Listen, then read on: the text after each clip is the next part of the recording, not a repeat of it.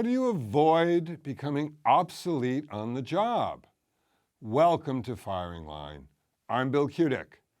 This critical question is on everyone's mind about the future of work. Returning today with some solutions for the problems she identified last time is SuccessFactors workplace futurist Karie Willyerd. Her new book is titled Stretch: How to Future-Proof Yourself for Tomorrow's Workplace. Glad you could come back, Karie. Welcome back to Firing Line. Oh, thanks so much. I may be a recidivist, but I'm back. Last time you told us that everybody everywhere feels like they have a sell-by date stamped to their forehead like a milk carton. So tell us how you're recommending people future-proof themselves for employment, and also what do you mean by the word stretch?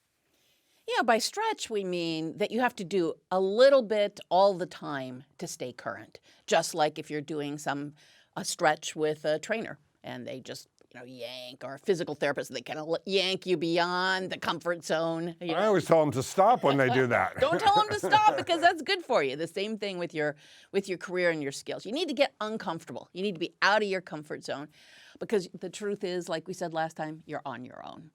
You are just on your own when it comes to a career, so you've got to push yourself. That's the stretch that you need to do.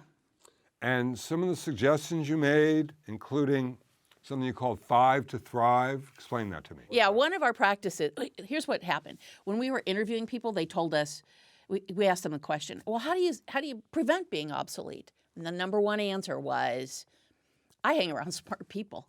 So if the goal is hang around smart people because they'll help you stay in touch, then be kind of deliberate about who those people are. So find 5 people. Every time you're with them, you get energy. Every time you're with them, you get a new idea. You feel inspired. You feel like, oh, I gotta go be a little better. But at the same time, you're your best self with them. Find those 5 people and spend time with them at least once a quarter. Well, I love the idea of becoming your best self with them. But what if you're not smart enough that they want to spend time with you?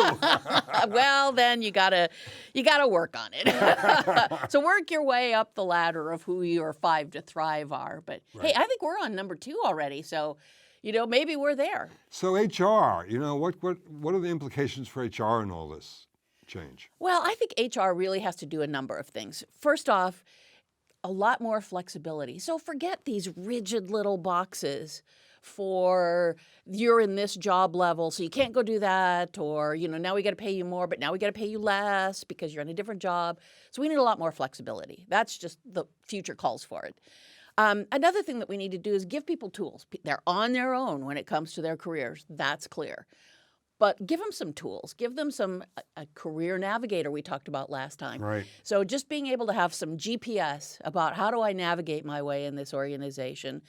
And, there's some other easy little things like put development and measuring your goals and your work together. Don't keep them separate. Don't have, let's go fill out a development plan. Now let's talk about work, because you know what, the development plan, let's be honest, it hardly ever happens.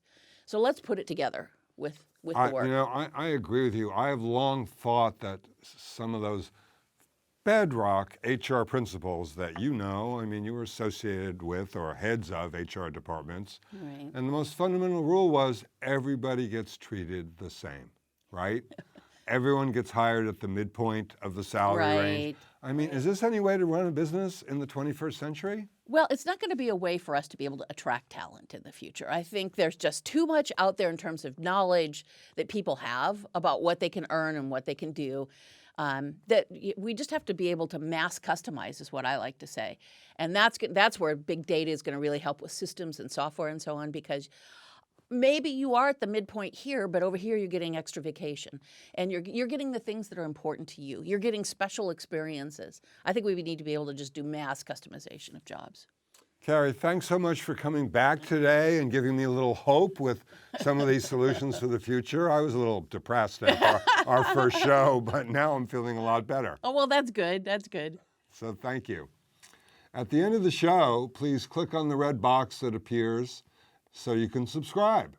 You'll get just one email, promise, no more than one, to remind you about the next month's episode of Firing Line.